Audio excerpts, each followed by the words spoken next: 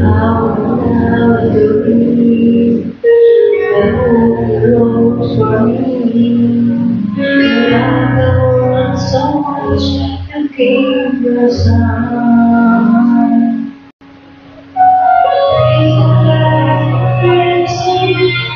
You know me, I'm a believer. It is done. It is done.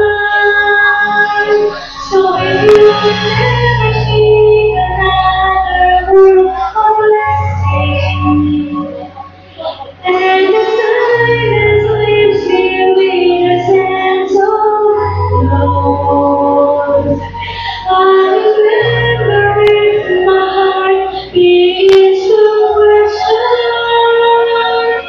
and it's now that you love me. Was it the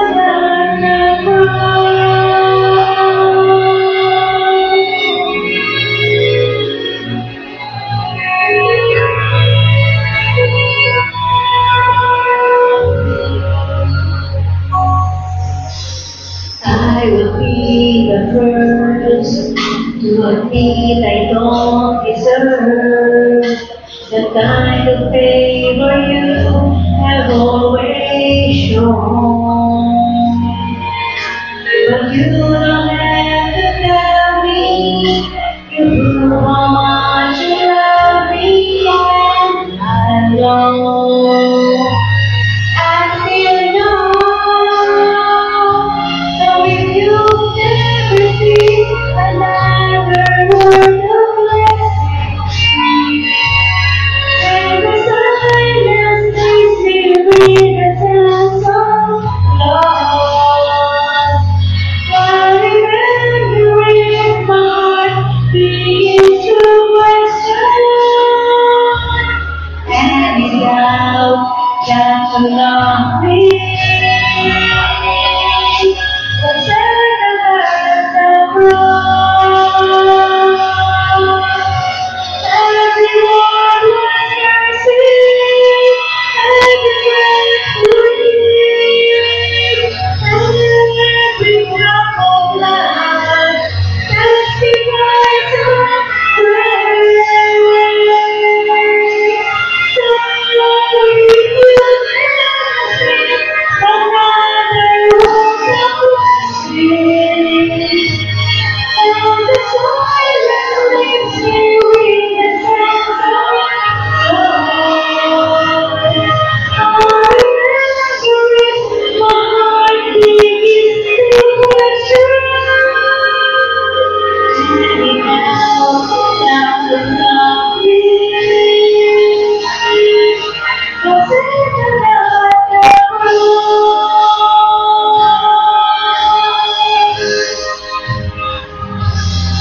and now that you love me, was it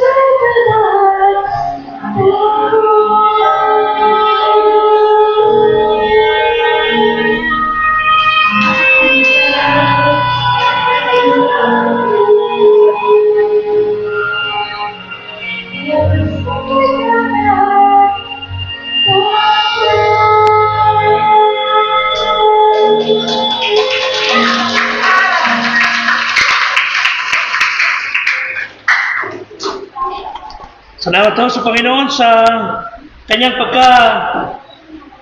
bayubay sa Kalbaryo. Tayo ay naging Kristiyano. Tayo ay naging manampalataya dahil sa kanyang sakripisyo. Tayo ay nagkaroon ng pag-asa. Muli po tayo lahat. Basta natin ang Bible sa Psalm chapter 22.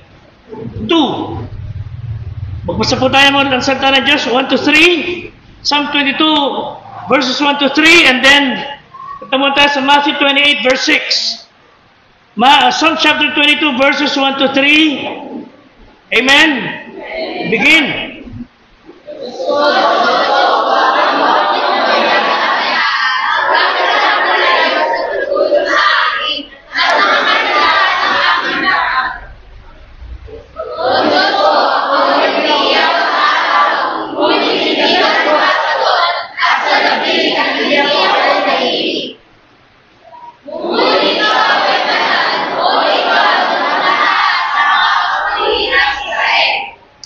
Matthew chapter 28, verse 6.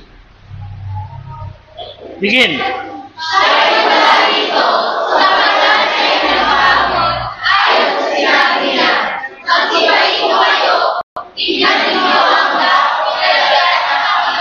The last passage, John chapter 20, verse 11. Begin.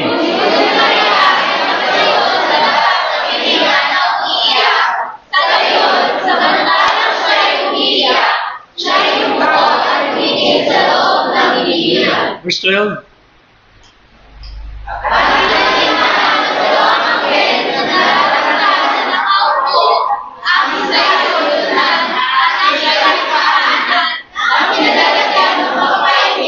Verse 13.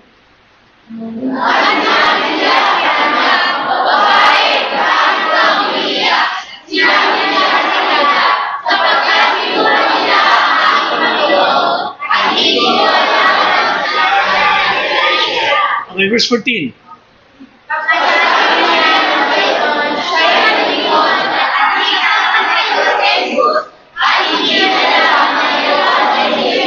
Pagpala na Diyos sa kanyang salita, salamat po, tayo lahat ng magsilpo. He is risen. Amen? Malagang Pasko ng pagkabuhay. Pagpala ng Diyos sa mga kanyang salita at ang biyaya niya mula sa langit ay sumaatin sa pangalan ni Kristo na ating Diyos at tagapagligtas. Resurrection matters most. Pinaka-importante sa ating pananampalataya, ang Panginoong Diyos ay nabuhay mula sa mga patay. Sabi sa unang Korinto 15, kung nagkakamali sa verse 12, kung siya hindi nabuhay na muli, mula sa mga patay. Okay? Ang ating pananampalataya ay walang kabuluhan. Okay? Pakibasa natin. Begin.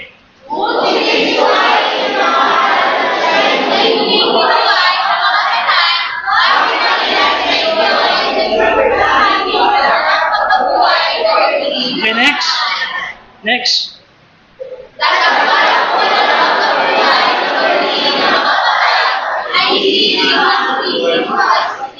Okay, next.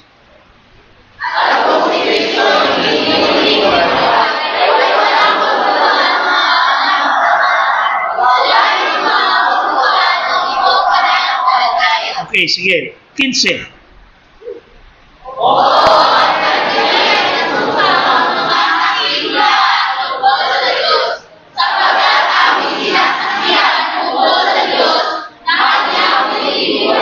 Amen.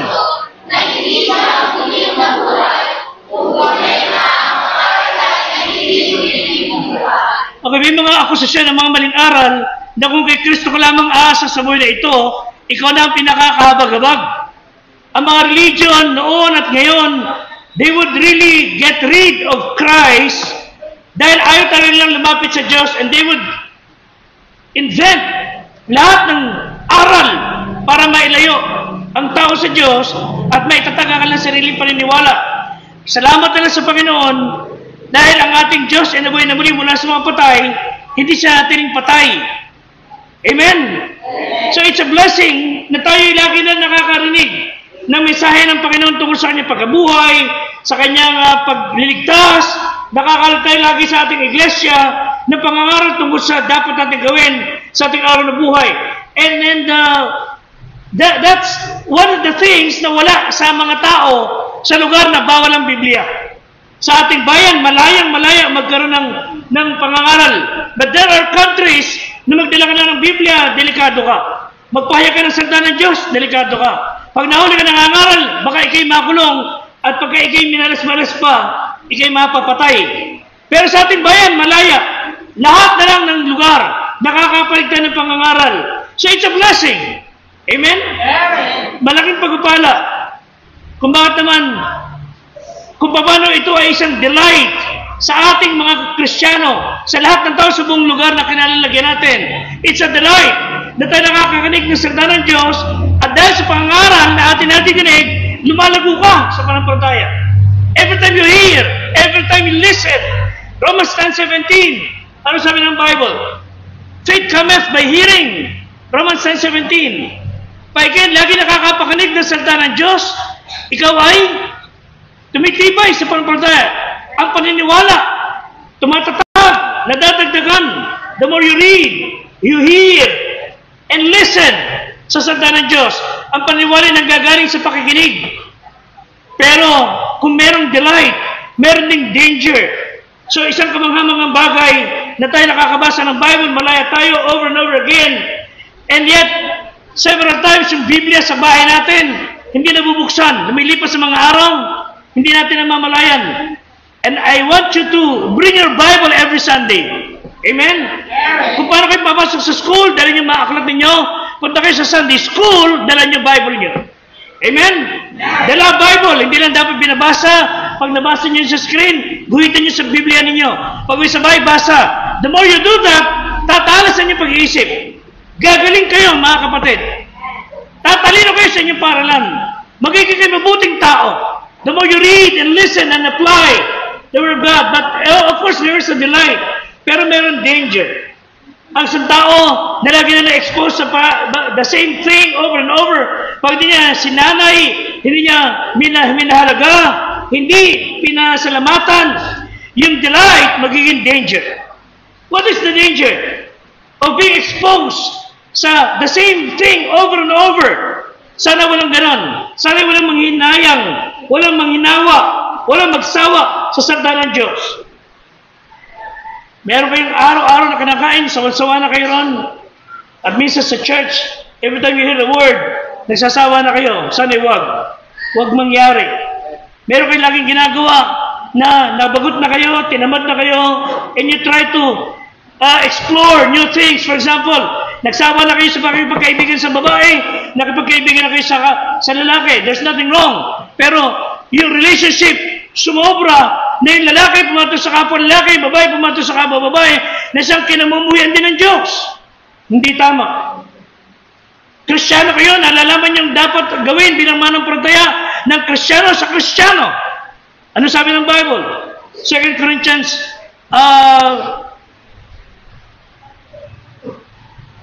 6:14, be not unequally yoked. Yan niya, be not unequally yoked. Yan. 2 Corinthians 6:14, basa. Okay, listen. Para sa mga Kristiyano, hindi ka dapat makipagrelasyon sa hindi Kristiyano. Ikaw sa ba ako? Ikaw na anak ng Diyos, huwag kang papatol sa anak ng Diablo. Hindi ka para sa anak ng Diablo.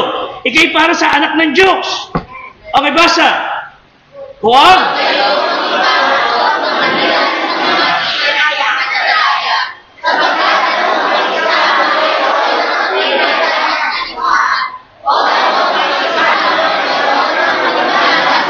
Alam niyo, isang tao matino, hindi siya kailangan may sabihan o ulit-ulit. Hindi siya kailangan kastiguhin kung talagang gusto niyo ang katiwiran, kung siya katinuan. Pag anak ng Diablo, hindi kayo dapat makipamatok. Huwag kayong papatol. Pastor, pogi-pogi talaga! Anak ng Diablo. Walang pogi sa anak ng Diablo. Ang Kristiyano sa Kristiyano. Pastor, pag di ko napakasama, pagganda-ganda. Nadinig ko na, Pedro. Nadinig ko na yan. At pagkatapos, umiiyak, tuluhog pa. Nangungusumi siya. Dahil yung gandang yun, pinayag niya, busa-busa siya na kapwa niya lalaki, kapwa niya babae. Di mo alam, Brad, lady boy pala. Ngayon, I have nothing against sa lifestyle na meron kayo. Pero doon tayo sa katwiran. Nilikha ng Diyos na lalaki, magpakalalaki kayo. Nilikha ng Diyos na babae, magpakababae kayo. Galit ba ang Diyos sa mga tao na homosexuals and lesbian? No! In fact, God loves them. Ito bang inyo, ang ayaw ng Diyos, yung nakikipagrelasyon kayo sa ganung bagay, yung ginagawa nyo, yung relasyon na hindi dapat. Halimbawa si Pedro, malambot. Wala siyang ginagawang masama. God loves you. God loves her. God loves you. Ang ayaw ng Diyos yung kayo, ay pumapatol sa kapwa lalaki o babae sa kapwa babae. Yun ang ayaw ng Diyos. Ayaw ng Diyos na ikaw ay nagiging baboy sa pagdilikakan ng tao. Mga kapatid, yung kanyang kasalanan, ang isa sa dahilan kaya namatay ang Diyos sa Kalbaryo. Yung kasalanan yan ng karumihan, ayaw ng Diyos na mabuhay tayo ng marumi. Again, don't get me wrong. Welcome po lahat ng tao sa church. Welcome. Ang ayaw ng Diyos, yung nabubuhay ka sa kasalanan. Yan ang tatandaan nyo. Yung relationship na marumi. Pero sa tuwid-tuwiran na nadidinig natin, ang pangangaral, paalala, mga kapatid, huwag kayong magsawa. Gabay ninyo ito araw-araw. At yung tao nakikisalita ng Diyos, may pagbabago, may pagpapati ng mga kinabukasan. Huwag na huwag ho nating mabalitaan na isang araw yung ladyboy ay binugbog, kagaya ng isang balita ng araw na akala ng lalaki, babae siya, na malamang ladyboy siya, nilagod niya sa inadoro kasi siya mamatay. Nakakalungkot po yun. Ayaw ho ng Diyos ng bubuhay ni masayang. Ito ang Diyos lagi handang magbago, magpatuloy ng buhay. Huwag niyo sayangin ang pagkakataon. At salamat na lang sa Panginoon. Sa araw ito, if He was risen from the grave, kung paano siya nabuhay muli sa mga patay, kayo at ako pwedeng mabuhay na resurrected ang paniniwala, ang buhay, paninindigan. Let's go to Psalm 22. Sa Psalm 22, upang ang Ebanghelyo ng Kristo ay maging fresh again and again. Huwag niyo sanang pagsawaan. Sa Psalm 22, mababasa niyo rito yung mga bagay na eksaktong ginawa kay Kristo para niyo nakita yung larawan. Okay, yan. Isa sa sinabi niya, Diyos ko, bakit mo ko pinabayaan? Bakit ka napakalayo sa pagtulong sa akin, ginawahay? Para ang Diyos, malapitan tayo. Iniwanan ng Ama ang anak. Dahil siya binalot ng kasalanan. Diyos na banal, naging kasalanan. Ang Diyos na banal, hindi pwedeng tumingin, hindi pwedeng lumapit sa kasalanan. So nilayan siya ng Ama. Habang pinagdurusan ni Kristo mag-isa. So dalawang bagay, and I'll close. Sa ating babasahin ngayon, Psalm 22, sunod-sunod na verses. Una sa lahat, ang kanyang walang humpay, walang tigil na pagpapakahirap hanggang tayo iligtas. His relentlessness. And there are many things. Ang daming bagay na inilagay ni Satanas sa harapan ng ating Panginoon para, tandaan niya, para pigilin na mamatay siya. Una, sinikap ni Satanas na huwag mamatay sa Kalbaryo ang Kristo. Bata pa lang, sinikap na siyang patayin. Remember? Lahat ng paraan hinarang ni Satanas para hindi mamatay sa Kalbaryo ang Kristo. Sapat alam niya, yun ang kanyang yan ang kanyang pinakamatinding kalaban, brother. Ang kanyang walang tigil na pagdurusa ng panahon yan. Una sa lahat, ang suffering ni Kristo. Alam ni Satanas na pag si Kristo namatay sa Kalbaryo, hadlang siya. Hadlang yun para kayo makuha. Alam ni Satanas na pagka namatay sa Kalbaryo yung Diyos, tinigil sa kanyang dugo. Makapangyarihan na kayo na pwedeng makalayo sa Kanya at makalapit sa Diyos. Sino sa inyong gustong pupunta sa dentista? Nala nyo, sasaktan kayo, kukunan kayo ng ngipin. Ngayon, medyo mas maganda na. Pero sino sa inyo pupunta sa doktor? At sige, doktor, hiwaan mo, kukunan mo ko ng laman. Bakit? Ayaw natin sasaktan tayo. Buti lang ngayon sa modern technology, pwedeng opera na mata, hindi ka nasasaktan, gising ka. Ngayon, pwede ka operahan sa parte katawan mo, hindi ka nasasaktan, namamanid ka. Pero alam mo, sasaktan ka, lalapit ka ron? Ayaw ho. Pero si Kristo, alam niya, magdurusa siya. Walang anumang pampamanhid na ibinigay sa kanya na tinanggap niya. Dahil gusto niyang sakdulang madama ang pagdurusa. His relentless sacrifice. Tinuloy pa rin niyang magdusa. Tiniis pa rin niya. Tinipos sa 22 verse 12. Ano po basa? Niligid ako ng maraming toro. Inilarawan ni Kristo kung anong klaseng tao ang nasa paligid niya. These are Roman soldiers na nagpako sa kanya. Mga toro ng basan. Mga sobrang kriminal. Mga sobrang pumapatay. Tandaan niyo mga kapatid, ang lupay ng Basyan, kung saan sinasabi ni Kristo yan, yung mga tao, mga sundalo sa kanyang paligid, ay parang mga Roman mga toro. Kasi po nung araw sa Jordan, sa north ng Gilead, kilala ito sa pag-aalaga ng mga mababangis na toro. Malalaki mga toro na sobrang nakakatakot tingnan. Na pag sinugod ka, siguradong patay ka. Ang tingin ni Kristo sa mga Roman soldiers sa paligid niya ay mga mababangis na toro. Pinalibutan siya. Ano pa sa verse 13? Pakibasa, verse 13. Sila ay... So imagine, torong nanggigigil na siya lapain at doon sa paligid niya, nakabuka ang bibig. Handa siyang sagpangin, handa siyang durugin, parang pitbull. Luray-lurayin ang kanyang katawan. Ganun ang tingin ni Kristo. And I want to ask you, how could the Lord Jesus Christ makatingin pa sa baba mula sa krus and see those people, those blood hunger, and thirsty sa kanyang laman? How could He look to them and still pray, Ama, patawarin mo sila sabagat nila nalalaman ang kanilang ginagawa? Ano yung ba't na nagawa pa rin yun? Natignan itong mga mababangis na mga tao ito na handa siyang patayin. Alam niyo bakit nagawa pa rin niya? Sapagat He looked beyond their fault. Hindi niya nakita yung bangis at bagsik at sama ng mga tao ito.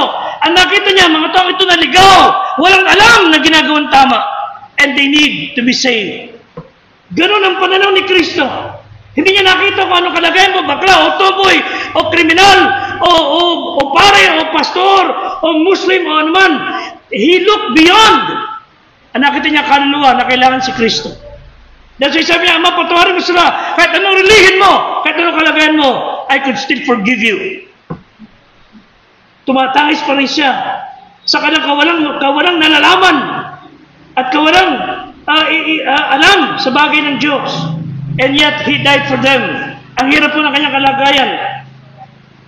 Pero alam niyo, may mga tao, for example, pag may nakita kang magandang aso, ang sarap-sarap pa, hawakan, kulit-kulitin, dilaan ka pa ng asong napakabait, napakaganda, pero subukan mong lumapit sa isang pitbull na nakalabas ang mga pangil.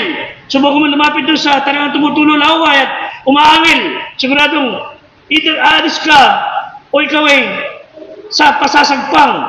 Again, verse 14, ano po sabi? Ako'y nabuhos, basa, na parang tubig.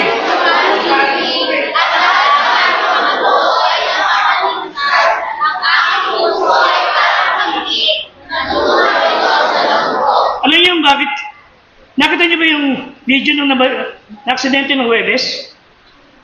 Nakita niyo yung bata na parang asong napakapayat na nakalbugin siya niya. Nakita niyo? Ano bakit? Kasi linsad-linsad ang buto niya. Linsad-linsad na wala sa joint. Ayun si Kristo malala pa ron.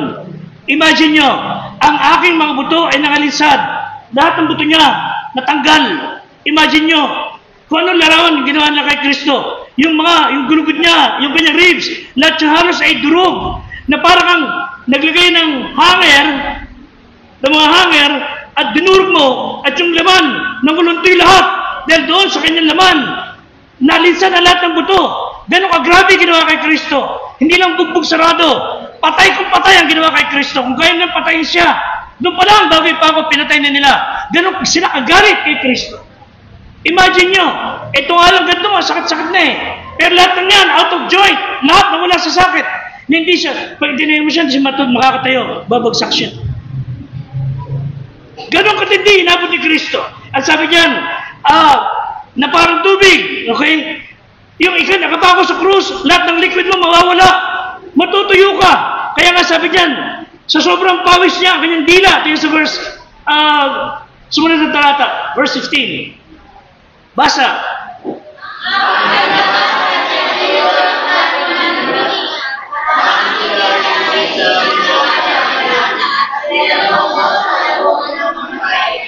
Dahil wala nang likido sa kanyang katawan, ang kanyang dila ay nakadikit sa kanyang alangala.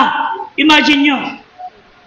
Hindi po siya nakadikit sa alangala, dila niya. Dahil tuyo-tuyo na siya. Wala na halos ang tubig. Kaya sinabi niya, ako'y nauuhaw. Literally, he was thirsty. Pero binigyan ng tao sa kanya, suka. Maasim. Maasim na paglilingkod. Maasim na panahon. Maasim na buhay ang binigay nila kay Kristo. Pero sa sobrang tuyo na kanyang katawan, pati dila niya, wala nang liquid, wala nang tubig, nakadikit na ron. Imagine nyo gano'ng kahirap ang ginawa nila kay Kristo. My strength is dried up. He said, I became like a piece of pottery. Ang aking dila ay nakadikit sa aking mga lala. Verse 16. Ano pa sabi? Pagbasa. 16. Sapagkat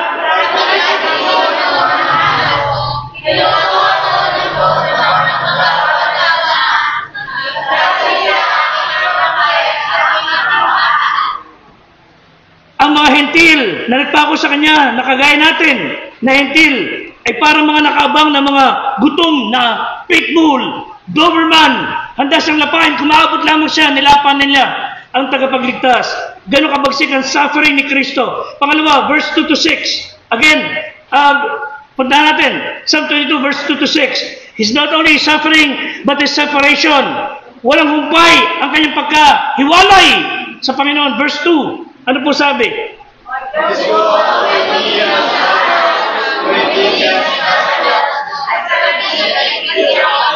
Yung nagdurusa, hirap na hirap, walang hininga na halos. Pag tumawag ka, wala pang sasagot. Napakahirap ng kalagayan ni Kristo. Verse 3. Basa.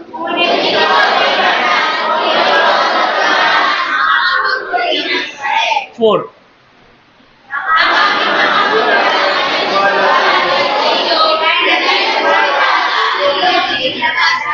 5.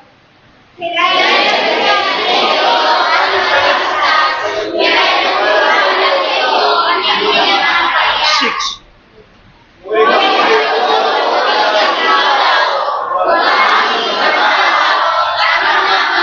Siya sabi niya, Ama, lahat ng tao lumapit sa'yo, tinulungan mo. Lahat ng tao dumaing sa'yo, iniligtas mo. Lahat sila na tumawag, tinugon mo. Pero ako'y parang uod. Dinuhagi ng mga tao. Hinawak ng bayan. In fact, mga kapatid, ito masakit. Tingnan mo sa Isaiah 53. Isaiah 53 verse 5 kung na nagkakamali.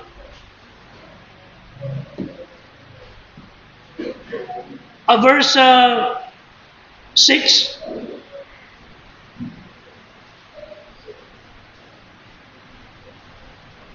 Verse 4. He was, it pleased God to bruise him.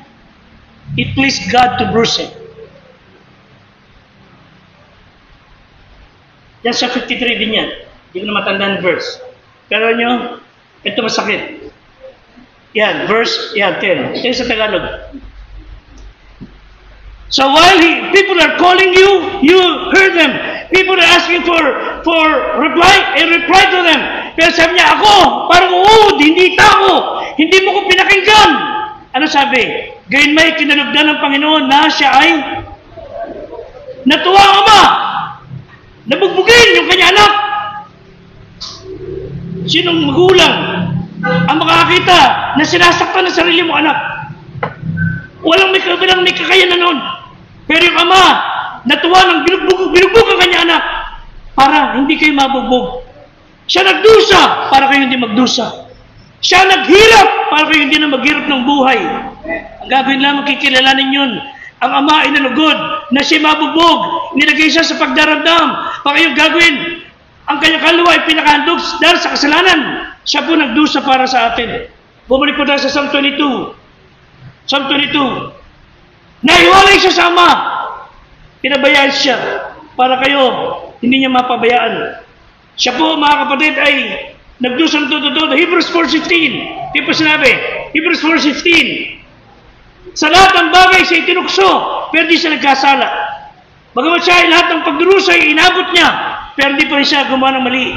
Basa, mga kapatid, begin.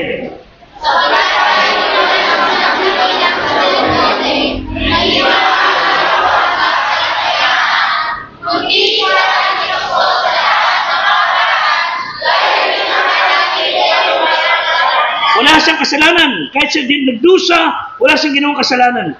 Balik mo tayo sa Psalm 22. Verse 2. Day and night I weep, pero walang tumutugon sa akin. 22 verse 2, basa.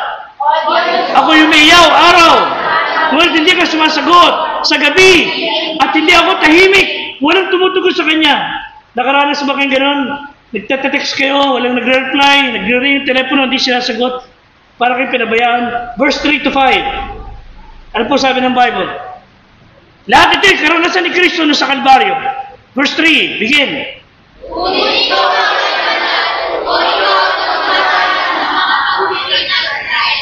4.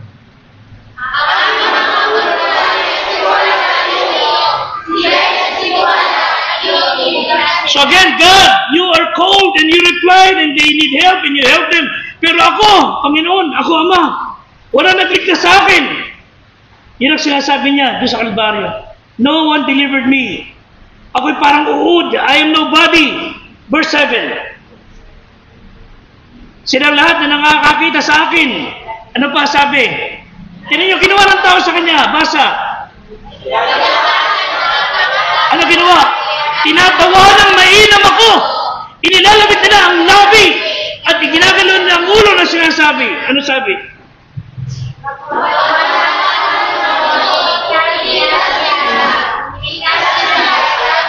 Mga kapatid, nagdurusang Diyos sa Kalbaryo. Tinatawanan nila. Nilalait nila si Kristo. They make faces. Yun ang ginagawa ng tao. Nilalapastangan nila si Kristo. Alam niyo kung ano ginawa ng kasalanan? It separates Him from the Father. At pagka tayo tumigil, pagliligaw ng ating sarili, pag dito tumigil sa pagsuway sa Diyos, pag dito nanginig sa katuwiran, ipinapahamon niyo sarili niyo. Ilito rin pagtatawanan kayo ng mga tao. He's suffering, His separation. Number 3, He's searching. 22 verse 1. Kaya sabi niya, Diyos ko, bakit mo ko pinabayaan? Bakit ka nagpakalayo-layo sa pagtulong sa akin? And while he was telling, my God, why hast thou forsaken me?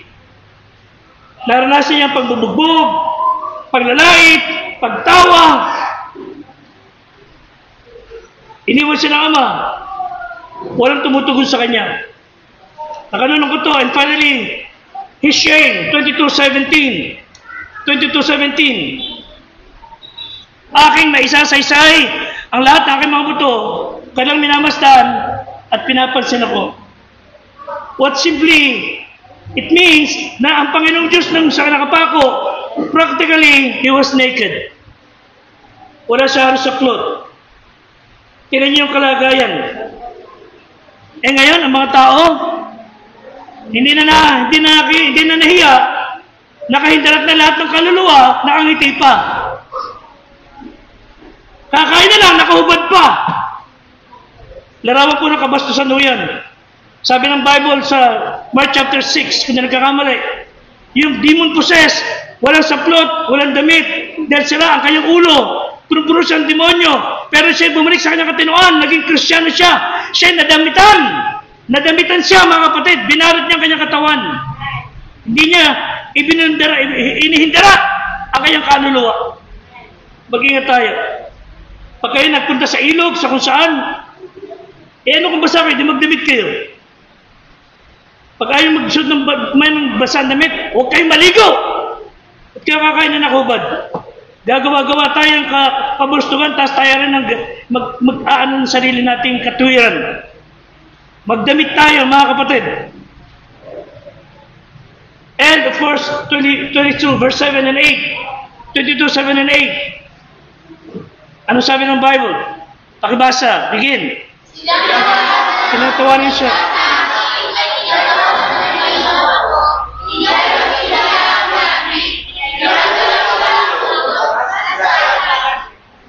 Then verse 8.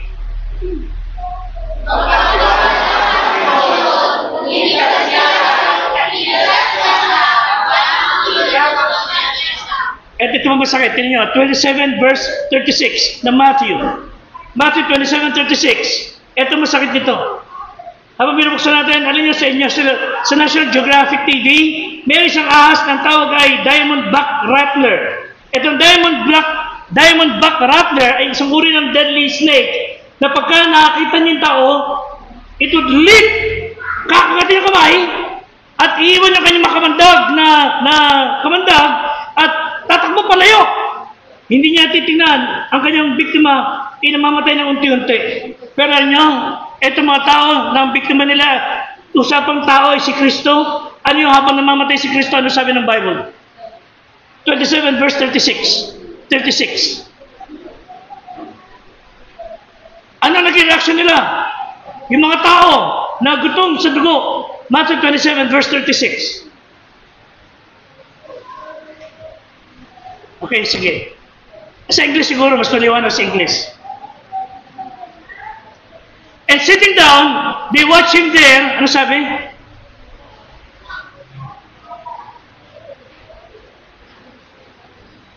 Okay. Inilagay nila sa kanya unahan, insulto yan sa kanya. Ang ito gusto ko makita nyo. They laugh him to scorn. There's a verse na meron nakalagay dyan, they laugh him to scorn. Yun yung eksaktong gusto ko makita nyo. Habang siya nagdurusa, namamatay, wala nang halos buhay, nakatingin sila sa kanilang pinapatay na Diyos, at sila ay nagtatawanan pa. They laugh him to scorn. Yun yung verse na gusto ko makita. Matthew 9, 9:24. Matthew 9:24. They laugh him to scorn. Yeah, well, isa yan. Pero may isa pang verse. Anyway, Luke 8:53. Well, anyway, as sabi ko, habang siya namamatay at nagdurusa, nagtatawanan pa rin sila at gusto nilang mamatay. Sabi pa nga nila, kung dagang Diyos ka, ligtas mo sarili mo, pati ang mga kasama mo. Isang verse na lang, then I'll close. Isaiah 50 verse 7. Isaiah 50 verse 7. Isaiah 50 verse 7. Okay, pakibasa.